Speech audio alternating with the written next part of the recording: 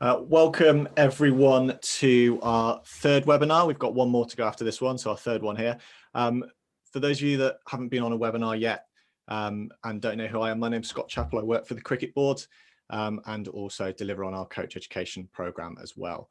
As you're all aware, our topic for this evening is developing and supporting captains, and to share his thoughts on this area, we've got Somerset Captain Tom Abell with us live from Pakistan. A little bit of background on Tom. Tom made his debut for the second 11 in 2010 as a 16-year-old. 4 years later, he made his first-class debut against Warwickshire, scoring 95 in his first innings.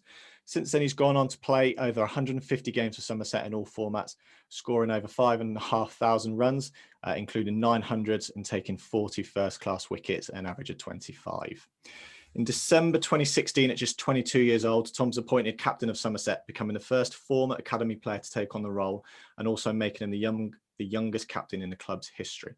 Although a tough season for both Tom and the club followed, Tom proved his character and leadership qualities coming back to keep Somerset in the top division.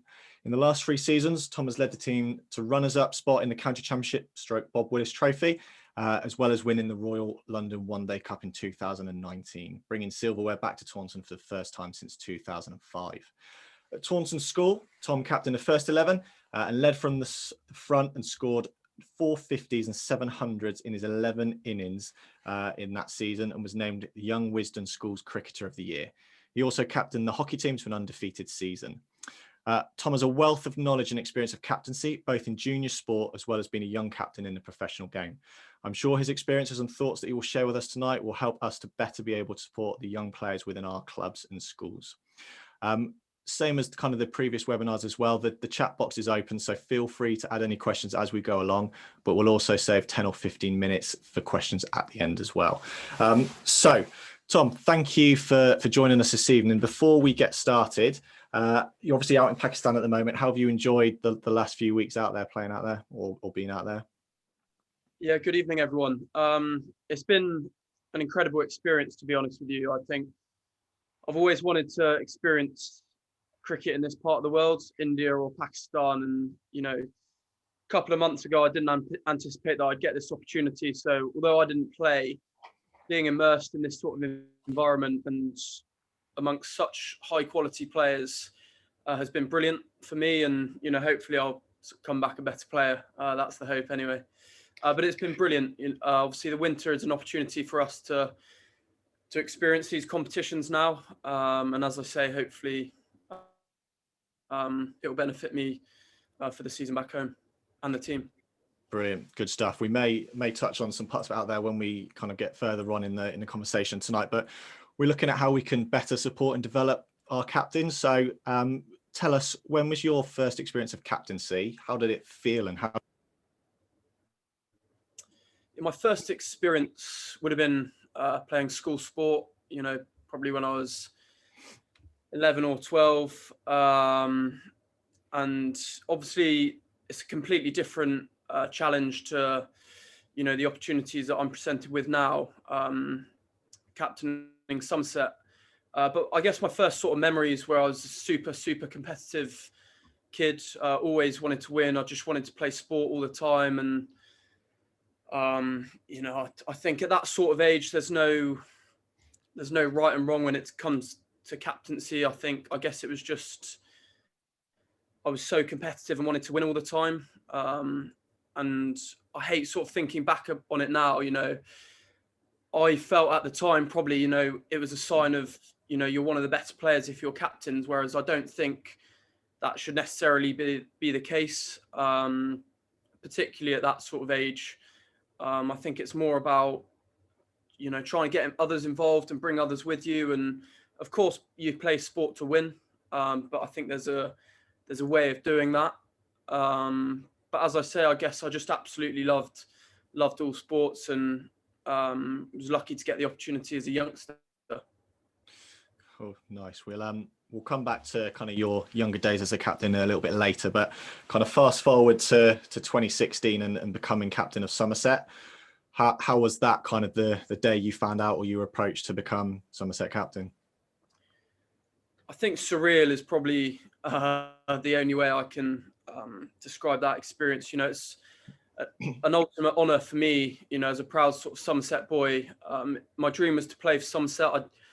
I never would have anticipated, becoming captain, particularly at such a young age. But I guess the club found itself in a period where, we'd had Trez for a period of time and Chris Rogers, and I guess we had a relatively sort of young squad, sort of complemented by some more experienced guys, and I guess they wanted to go down a slightly different route, and obviously choosing a slightly younger captain. And at the time, it was a huge privilege to be asked. But if I'm honest, I had sort of reservations about my own ability, my sort of place in the team. I hadn't had years of performing at the top level, like some of our players had.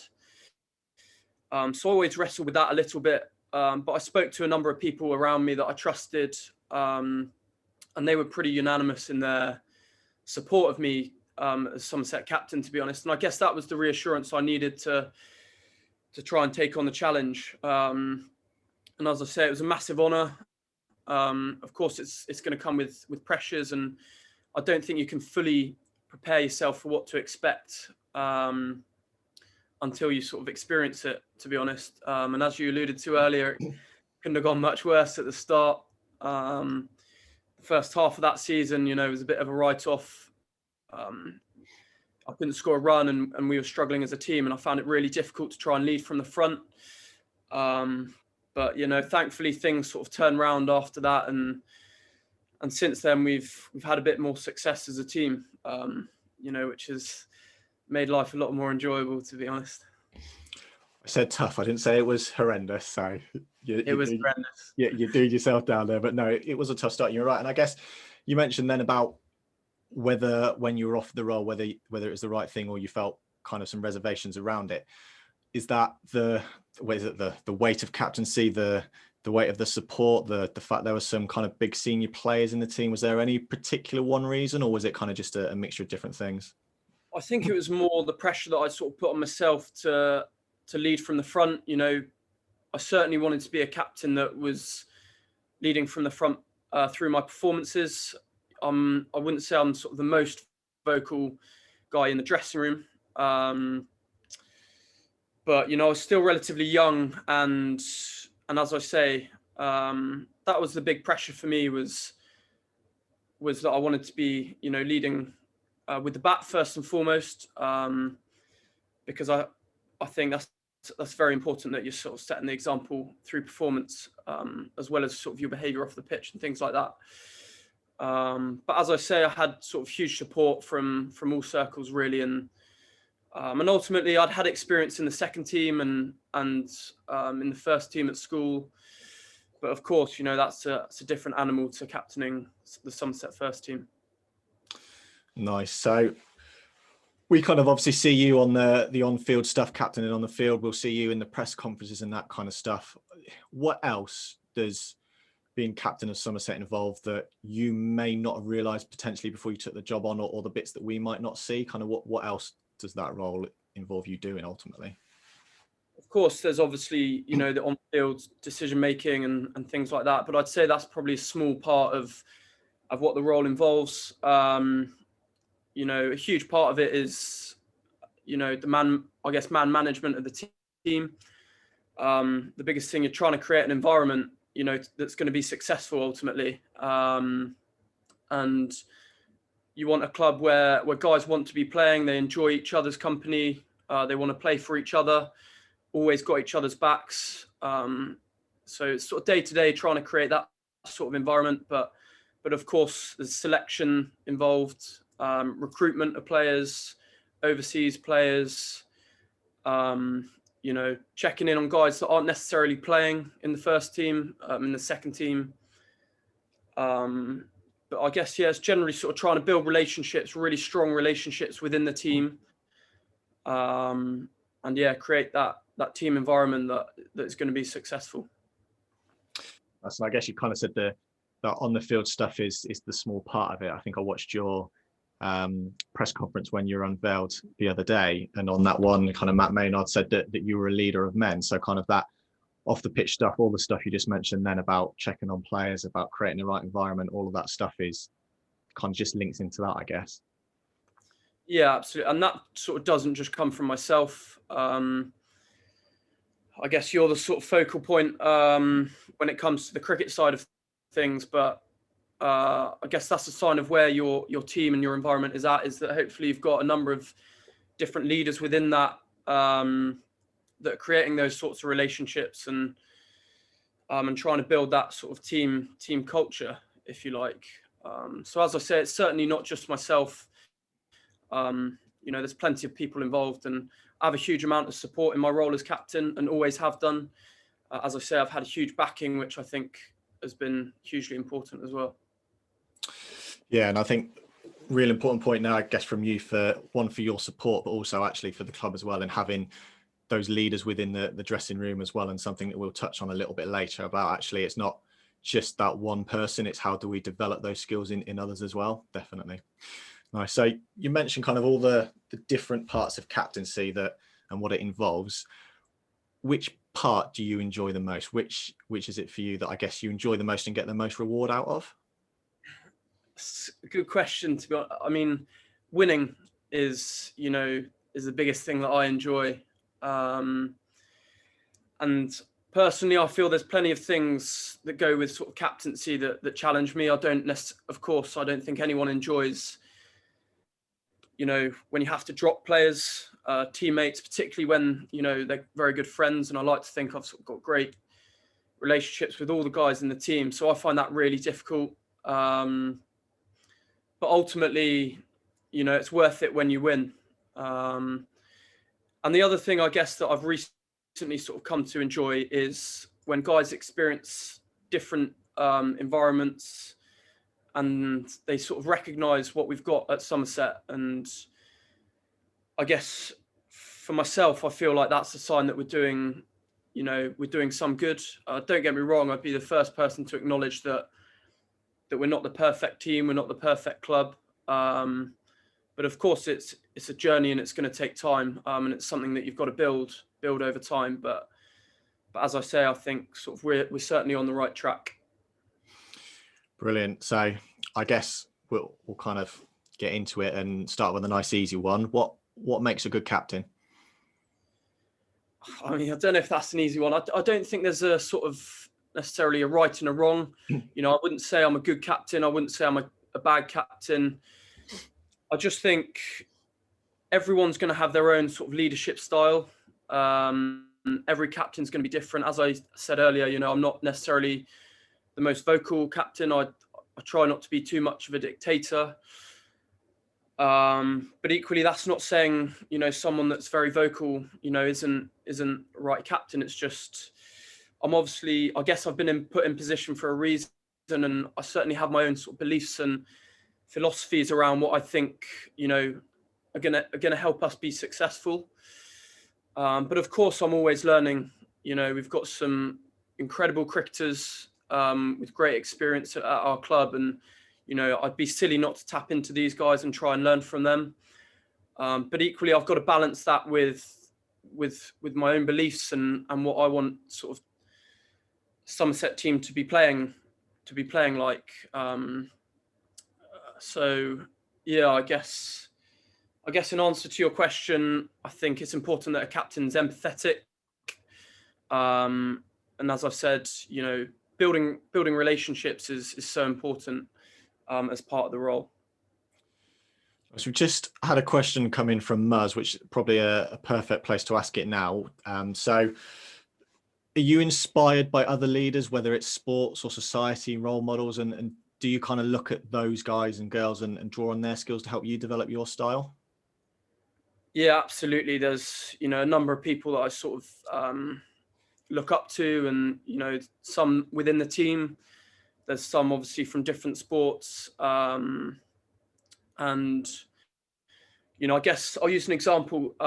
Johnny Wilkinson is, I guess, someone I look up to in terms of how he prepares, how he goes about, his day-to-day life, his preparation, and how much he invested in what he did.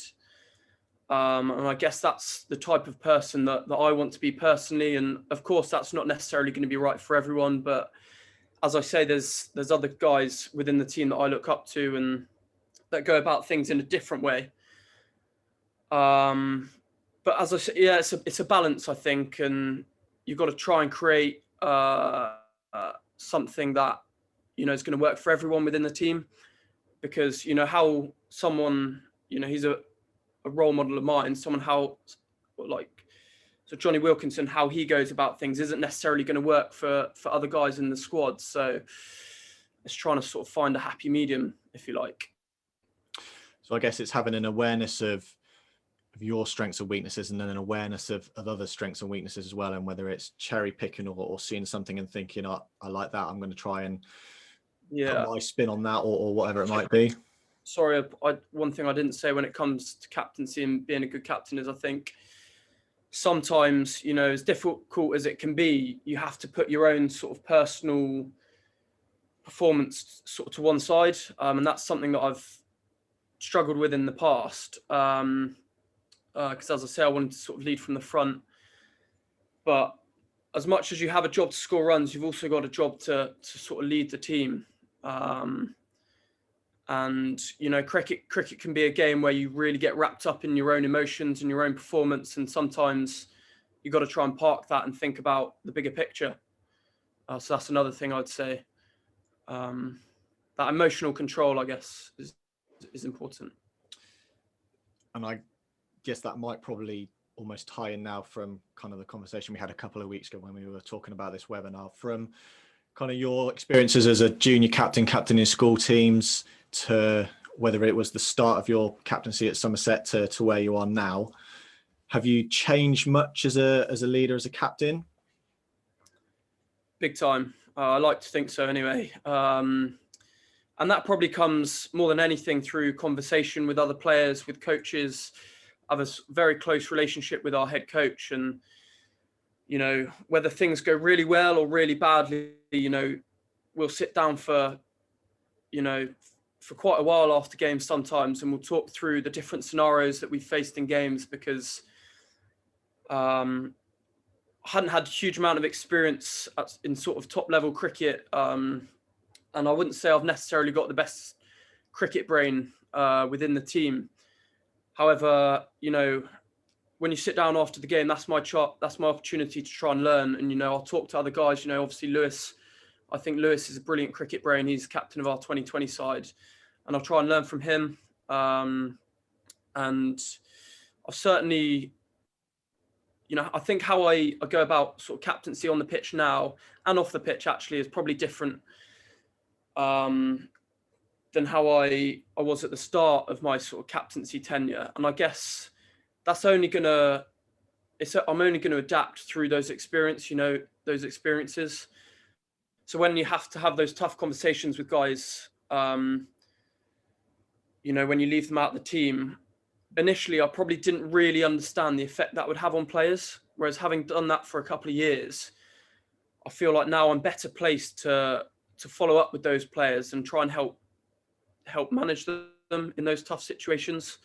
You know, I'll use an example of, you know, one of my closest friends, Tom Abell, and I'm sure he won't mind me talking about it, is, you know, when he was still in the infancy of his career and he played for England, and then we made the decision not to play him. You know, it had quite a lasting impact on him. And I think, you know, if I was to encounter that sort of situation again, I think I'd be slightly more proactive in talking to him sort of through that period, and also following it up after. So that's just an example, and I don't think you can fully prepare yourself for those sorts of scenarios until you're faced with them. But as I say, I've got incredible people around me that's sort of helping me with these situations as well. So, well, yeah. So, kind of you're learning through your captaincy from young captain in school teams to coming up through the pro ranks and that kind of stuff. I guess that leads on to the next question. You felt that you've learned. Can anyone learn to be a captain, or can you only learn to be a better captain? I think so. As I said, I feel like there are certain traits that that lend themselves to being a decent captain. But I think anyone can adapt and develop. As I said, I certainly feel like I've adapted over the years. Having spoken to all these people around me, and encountering all these different situations in games,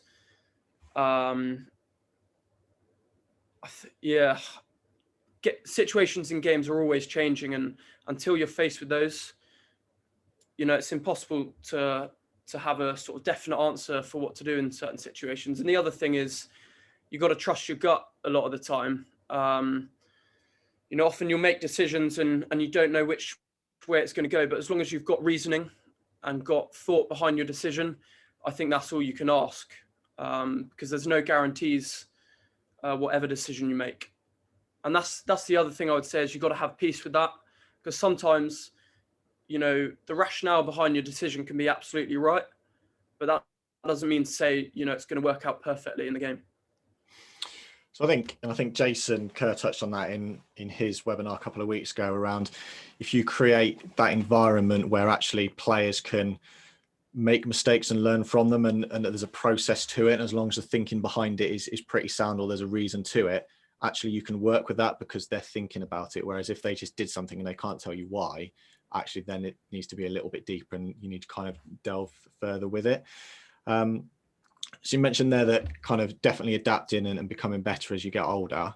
So what does an 11-year-old captain look like to a 16-year-old captain? What would you expect to see different? That's a good question. I think in that sort of phase of learning as an 11-year-old, emphasis should be on participation, and enjoying it. It shouldn't necessarily be too professional, I don't think, and too descriptive. I think kids should be allowed to go out and play and express themselves, enjoy themselves at that sort of age. And as I say, I guess a captain from that point of view, I think should be a good team player, someone that tries to bring others with them, someone that sets the right example. So it doesn't necessarily have to be one of the better players. It could be someone that's goes out their way to sort of welcome other guys into the team.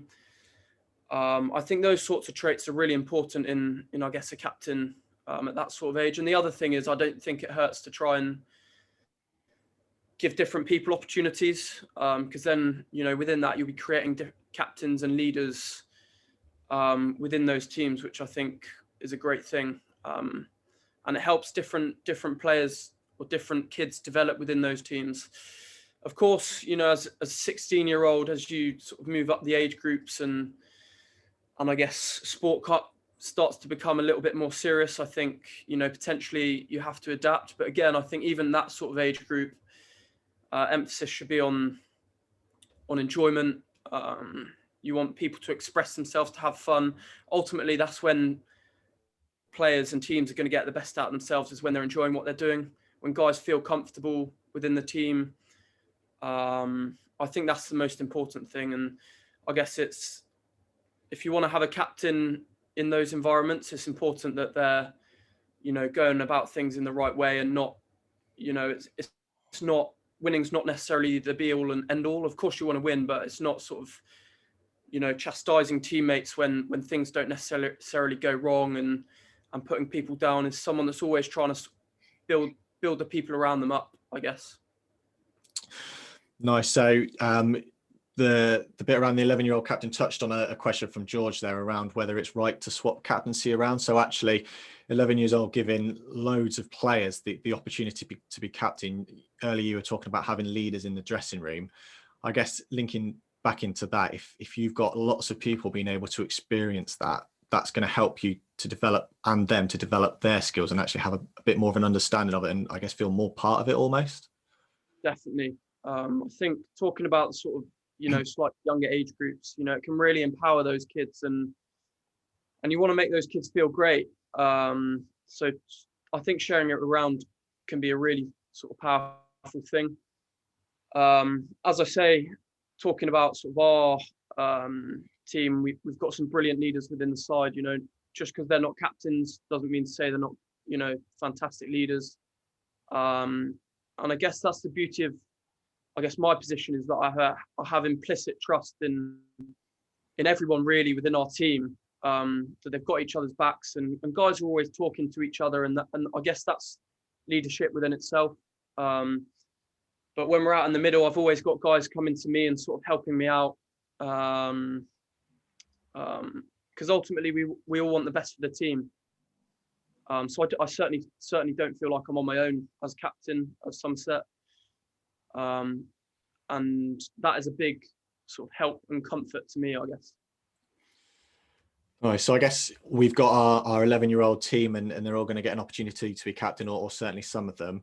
And I'm sure if it hasn't yet, it will do at some point, where coaches, managers, parents have been sat on the sidelines watching the 11-year-old captain bring on someone you think, why on earth have they brought on that bowler, or why on earth have they put a fielder there, or why aren't they doing this, why aren't they doing that, kind of tearing your hair out at decisions that these 11-year-olds are making, thinking, why on earth don't they know what to do, sitting there with 30 years of experience, and our 11-year-olds with 30 games of cricket under their belt if they're lucky. So how can we actually support them rather than kind of almost setting them up to fail to a certain degree? So what support can we give them to help them with that job?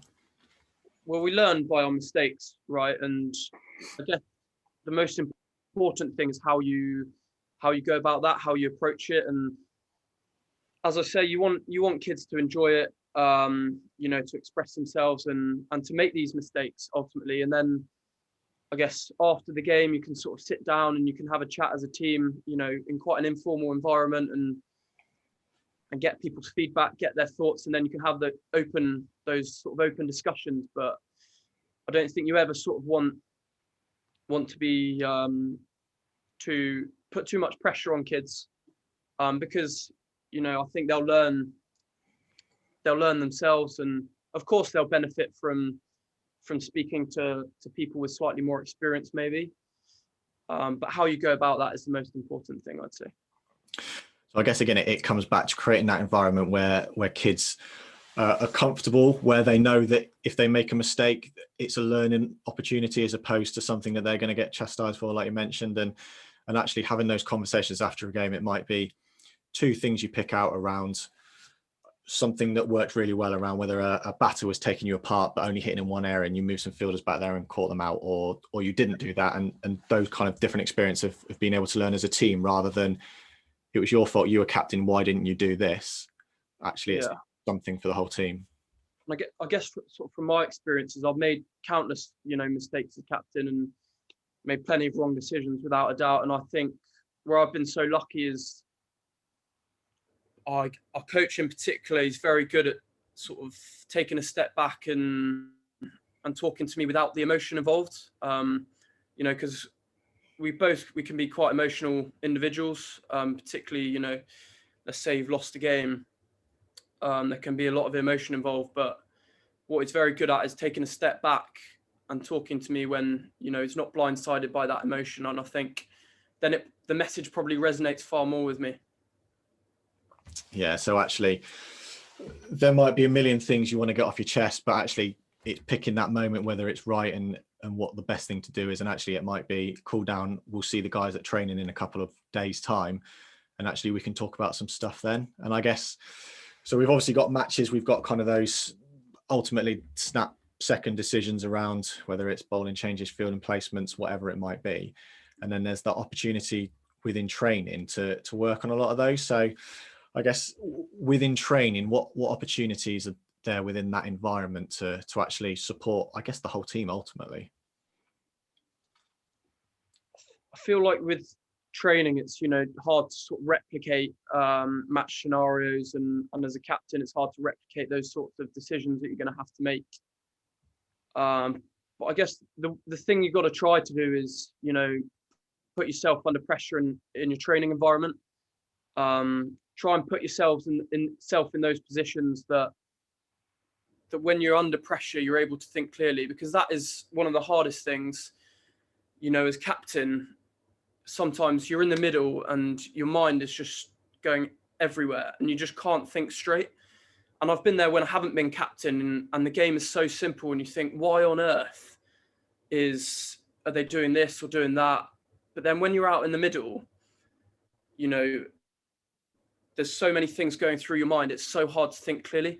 So of course, at practice, you want to try and replicate those sorts of pressure situations that you might find yourselves in. But it's easier said than done, to be honest. And as I say, I guess the best thing from my point of view that I can do is build those relationships with guys at training, so that when we're in those situations in games, I know they've got my back and they'll come and talk to me and help me think clearly. Because sometimes that's what it needs. It needs someone to come over and say, Tom, what do you think about this? And it's like, great shout. When you're sat on the side, sometimes it's far easier to see things than when you're out in the middle. Nice. I guess there's almost the two different parts of captaincy. There's the tactical decision-making element, and then there's the actual leading people part of it as well, which we'll kind of touch on those two, or the difference between those two in a second. I guess those tactical decisions is helping kids, adults, whoever it might be, having more confidence or as much opportunity as they can to look at all the different decisions they're making. So kind of any opportunity to play games with different rules that might be completely irrelevant to what they would face in a game, but actually getting them to think about the best way of working out how to be successful in that game, or to make it harder for the other team, and just giving them those little decisions to make would just help that process of them making decisions. Definitely. And it's important to stress that there's not always a right and wrong. Captains are different. As I said, myself and Lewis Gregory, two captains of different formats, we're very different in how we think and, how we captain. I guess he's quite an aggressive captain, very attacking. I'd say I'm probably slightly more reserved. But there's times when, but I guess we complement each other because, we talk to each other a lot. We're very close off the field, or I like to think we complement each other anyway. But yeah, as I say, the big thing I want to stress is there's not necessarily a right and wrong. Captains are different. People have different opinions, and that's not to say one's right and one's wrong. Ultimately, you just got to trust what you go with out in the middle. And I think that's really important, isn't it? And it comes back to that environment that's created around the team and around the side of decisions will be made. Some will work, some won't, some might be right, some might be wrong, whatever it might be. There'll be mistakes being made, but actually, ultimately, that doesn't matter. I'm sure in every club, in the pub afterwards, if it's an adult game, after junior games, you'll hear kids talking to each other and going, oh, why is he doing that? Or why did he do this? And there'll be that kind of that chat around it. But actually, if that environment is bang on and players understand that's going to happen, then it just makes life a whole lot easier and gives players that confidence to go and make those decisions as well. Yeah, definitely. You mentioned a couple of times about Lewis and about Lewis having a brilliant cricket brain, and I think you said that yours wasn't quite as good as his or something along those lines. So you mentioned as well of those kind of two sides of captaincy, the on-field decision making and then the off-field leading bit. Which do you feel is harder, and which might be harder to learn as well, or to pick up? It's a good question. I think captaincy on the field and obviously trying to sort of lead off it is a very different thing. And I've mentioned a number of times this evening, the importance of sort of relationships and with other guys in the team. I think that can probably be the most challenging aspect, particularly in our environment where you've got, a squad of 24 players, I think we've got, and only 11 spots. We're a very tight-knit group as well, so it's tough to leave guys out. Guys have emotions as well, and that's probably the most challenging thing. You're so desperate for everyone to do well, but realistically, you can't fit everyone in the team. People are going to disagree. As I say, I've had sort of some really frank and honest conversations with people that I'm very close to, and there's at times, it's got quite emotional, but then on the flip side of that, you have your sort of professional relationship, and then you have your sort of personal relationship. And I think that's where I've been very lucky again, is I think guys are very respectful of of, the decisions that have to be made from a cricket point of view, and then also, they separate that away from the cricket. So I think, for me, I think that is the toughest part of it all. And I guess that's kind of exaggerated even more within your environment, because you are spending all that time with those guys. That's kind of ultimately your day job. That's what you spend your whole time doing. You guys are desperate to play. It's all you want to do. Within a club environment, you don't have as much of that stuff around it. It's almost pick the team, turn up on Saturday, deliver it, have a drink afterwards, or a junior captain turns up, the team's already selected, they just manage it on the day. But I guess those leadership skills off the pitch, actually for an 11-year-old, are still important in the sense of, you mentioned earlier, around having that empathy for other players. So, if your best player is captain and they score 40 every game, and they've got the rest of the team that can't score a run between them, and they spend their whole time slagging them off, actually their role as a leader might be just some simple encouragement as an 11-year-old, and that will get more and more and more complex as you get older. But that conversation with a youngster actually can have a big impact on them and the other players. Absolutely. And sometimes, there's not always necessarily a reason that someone's not playing. It could be, just as there's no space for them in the team, or guys in the team are performing really well. Guys in the second team, or someone in the second team, is banging the door down, scoring loads of runs. But at that moment in time, there's no opportunity in the first team, potentially. But again, that's where I think it's so important to keep talking to people, trying to keep stressing to them that the importance of, being positive, and not sort of try to avoid letting them lose that sort of motivation that can potentially come with not playing. And kids and adults are all the same. When you hear something that you don't want necessarily hear, it's going to upset you. And I think those times are most, so as important it is to manage the 11 guys playing, I'd say it's equally as important, if not more important, to look after those people that aren't playing. And yeah, I think that's a huge part of it.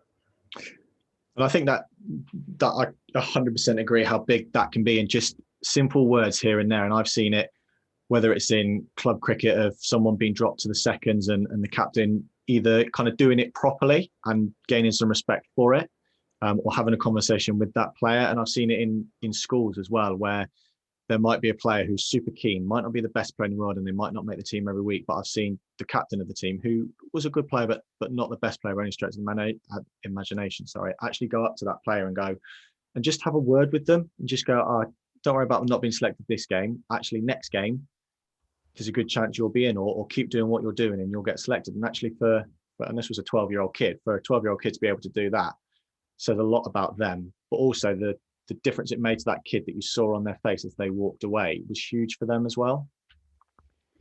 So I guess I think it's so important to be honest, because of course, people are going to be disappointed, but then, when that emotion settles down, hopefully they sort of understand and respect, your decision, because ultimately everything is done in the best interest of the team.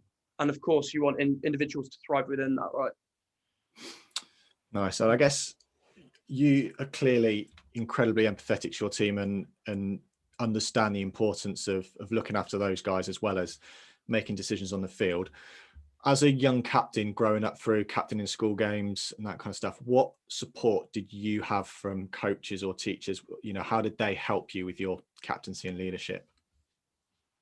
I mean, I've had a phenomenal support network right through. First and foremost, my family, probably sort of the biggest supporters and influences on me. But equally, my teachers and coaches, and I guess I'm a product of my environment as I was coming up through school, and how I guess try and operate as a cricketer, as a sportsman, and as a person is, I guess, a product of what I was taught at school, and how my sports coaches wanted their teams to operate. I guess that's how I look to try and operate as a player, and what I think, will help our team be successful.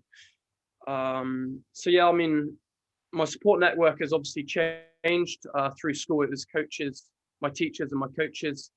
Now it's obviously different coaches and teammates that I'm very close with.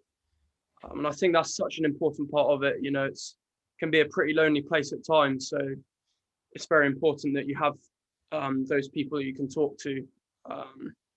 That is, yeah, it's been a saving grace for me, for sure. And did you have kind of throughout school, whether it was during games, whether it was after games, during the school day, or whatever, did your teachers kind of have conversations with you around whether it's decision making, around tactics, or whether it's actually around kind of the leadership element of just have a quiet word with so-and-so, they're not feeling particularly brilliant about the game or anything like that? Did they kind of nudge you in the right direction at times? I mean, if I'm honest, when I was slightly at school, you know, you don't necessarily, you're pretty naive as a 16, 17-year-old. You don't necessarily think about other people's emotions so much, and, you know, that type of thing. As I say, I think I've probably learned that as I've matured and grown slightly older. Back then, I guess it was more about just wanting to win.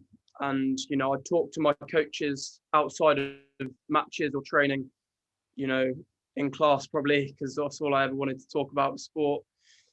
But yeah, I'd always be talking about the games, about teams, that type of thing. And whereas now, I guess conversations are slightly different. You know, it's more about things outside of the actual game. Yeah. So I guess if you could go back to a 14, 15, 16-year-old Tom Abell as captain and choose or have anything that would help you be a better captain then, or be a better captain quicker, is there anything that would have helped you, do you think, that you didn't have?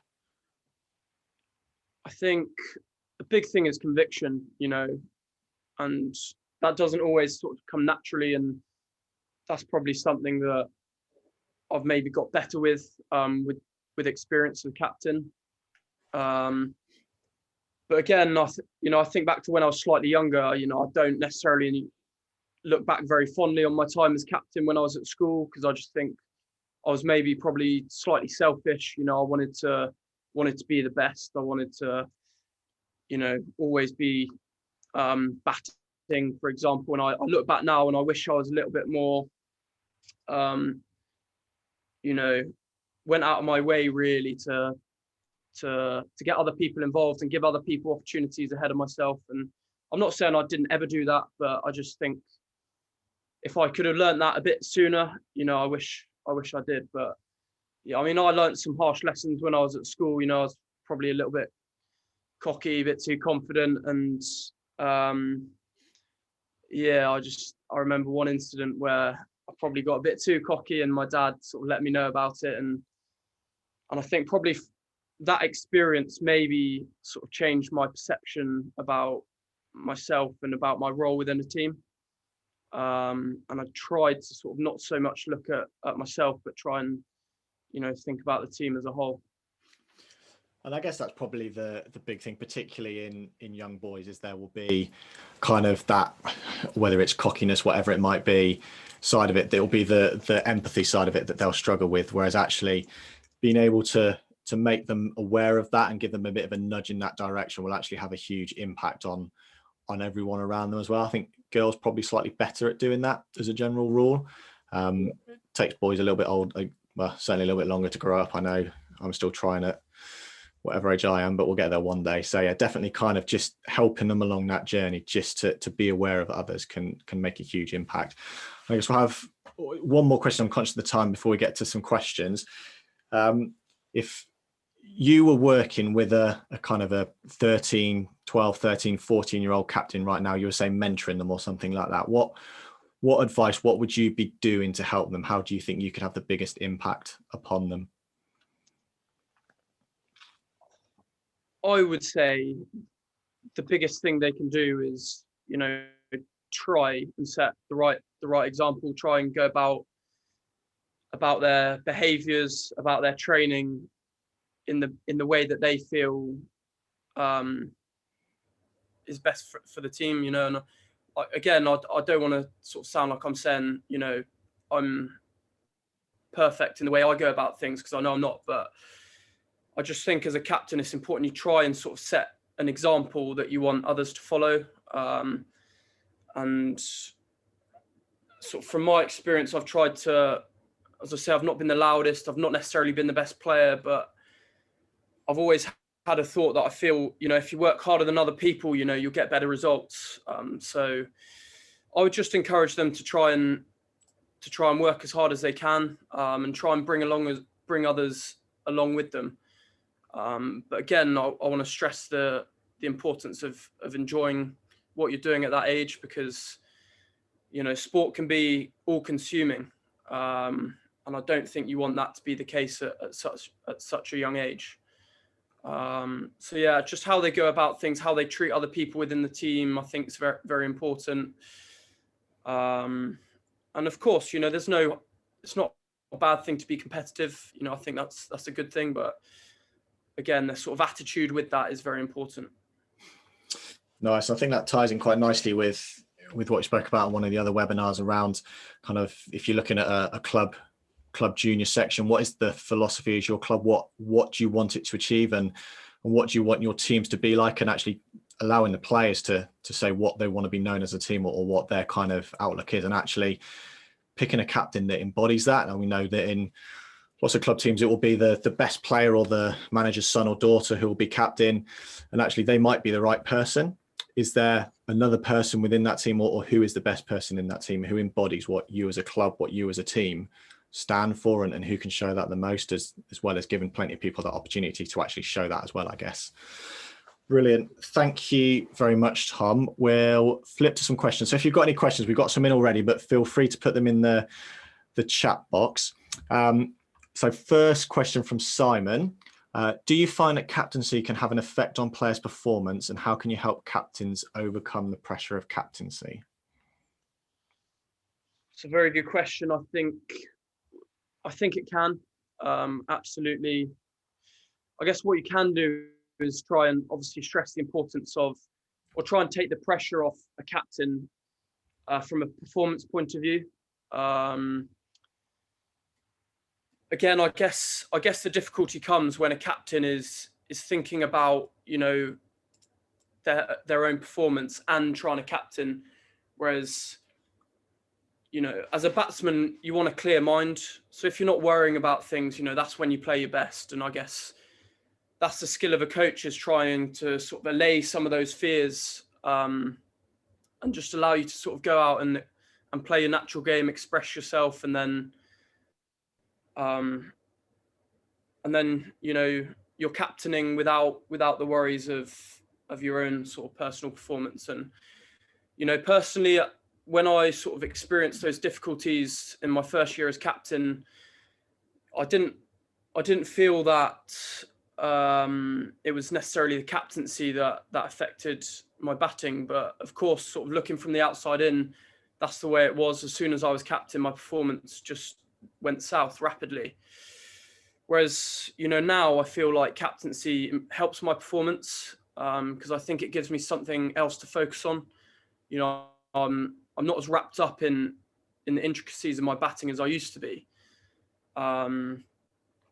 So, but in answer to your question, I think it absolutely can affect people's performance. But it depends on the individual. You know, some people need to concentrate on their skill, on their batting or their bowling, whereas other people, it benefits their skill if their mind is elsewhere, if they're thinking about the captaincy.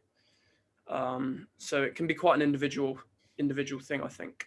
Sorry, I don't know if that's much help, but no, because I think you've touched on a really good point around actually knowing your players and knowing how to get the best out of those players, and does a player need the pressure completely pulled off them, and a really good conversation around, you know, don't worry about whatever it might be, or actually is it a player that likes having the pressure and likes being that person that the team look to, and being that person that leads from the front? Definitely. Where do you stand on having a captain and vice captain, or 3 or 4 players in a small leadership group on the pitch to aid decision making? From my side, it's only a positive thing. As I say, we've got a fantastic, we don't have necessarily a designated leadership group, but, we've got leaders right throughout our group. But I think it's only a positive thing. The last thing you want as a captain is to feel isolated and feel like, it's all on you and you're the only one out there making the decisions. So I think it's handy sort of having, whether it's a designated vice captain or just a general leadership group.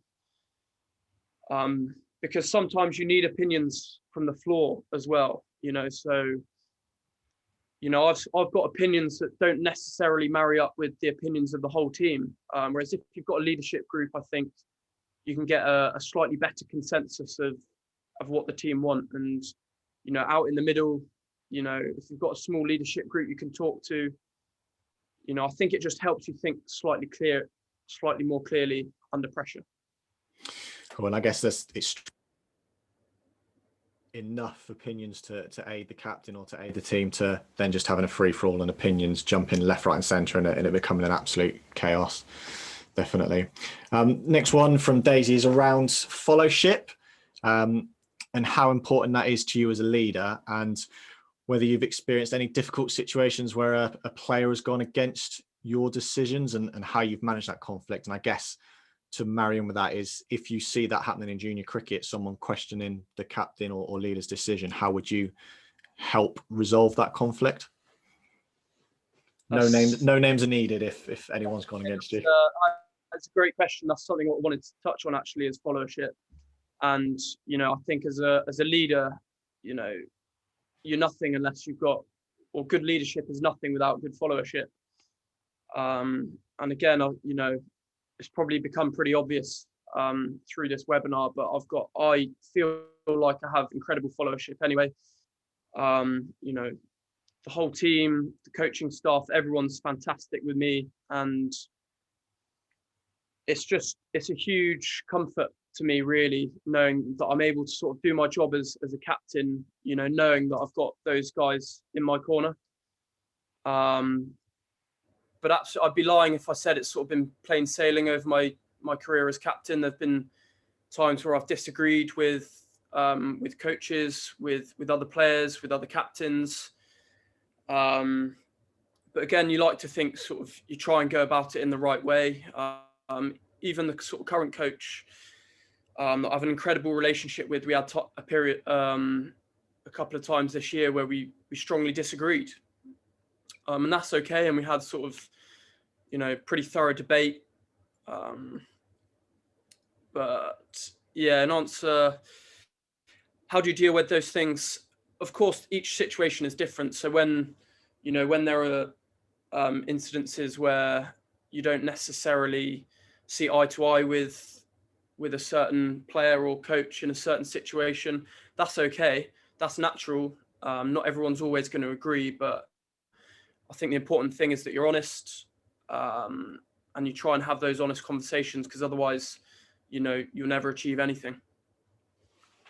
And I guess it comes back to that, we keep banging on around it, but that environment, and actually having that environment where that's allowed to happen, but is allowed to happen in a constructive way, and players understand what the rules are, where the boundaries are, and aid in that process, that actually some conflict and some disagreement is good. If everyone agreed with everything, that's probably not going to help us, but having those different opinions can be a huge bonus.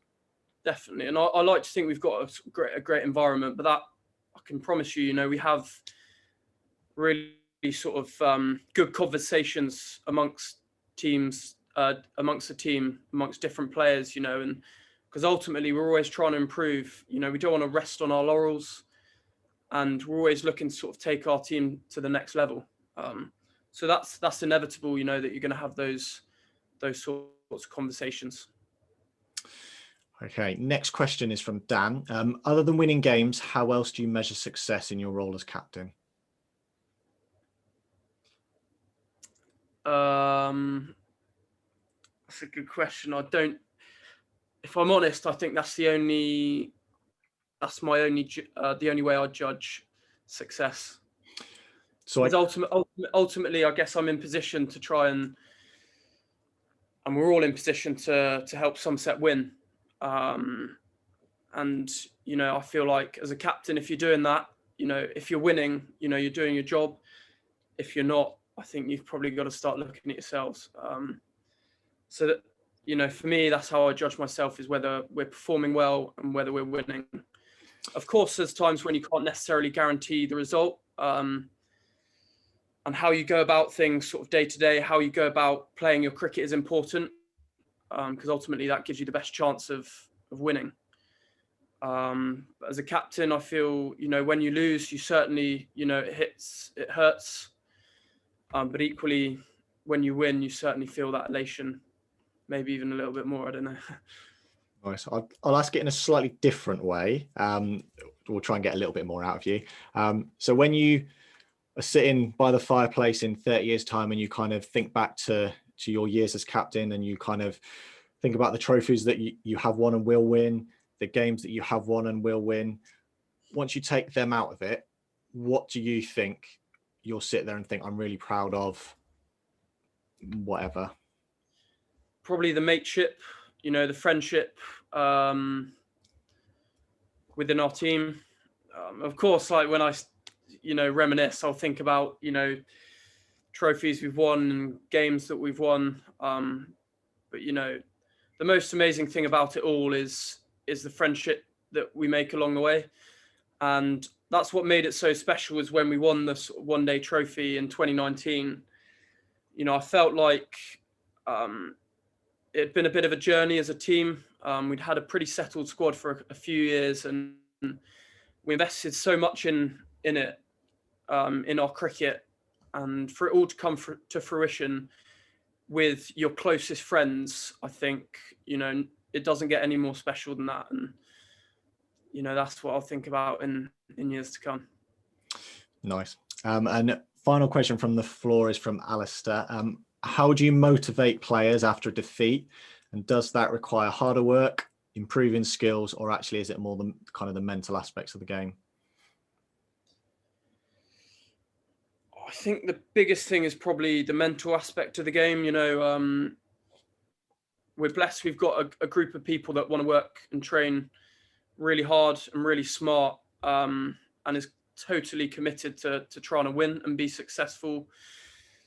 Of course, realistically, as much as we strive to win every game, that's not always possible. And again, there can be quite a lot of emotion that comes with losing. So I think it's important that sometimes you take a step back, and, immediately after the game isn't always the best time to deal with losses. Of course, there are times when sometimes things need to be said. But often, my experience over the last few years, it's never been a lack of effort. I can never question, what the guys invest in the games. Everyone's trying their hardest, and that's all you can ask as a captain, I think, really. If your skill level's not quite up to it, then you've got to go to the training field, and, you've got to work at your game. You've got to make sure you're preparing as well as you possibly can. But if you take care of your preparation, almost what happens in the game, is out of your control. And all we ask really is that the effort's there, the commitment's there. And I think almost, 99% of the time it really is. Of course, there's days when, you're not quite at your best, but it's important not to let that become a bigger issue than it is. So yeah, sometimes the best case is you need a day off to switch off, to keep fresh. That's the best thing you can do sometimes, rather than dwell on the negatives. I think that can be the worst thing you can do. Brilliant. One final question. We've got 60 odd coaches on here tonight. There'll be plenty more that will watch recording on YouTube later on. What one piece of advice would you give these guys to help them develop and support their captains? Care, not just captains, but, care for all the players. I think it goes a long way. I certainly feel like I've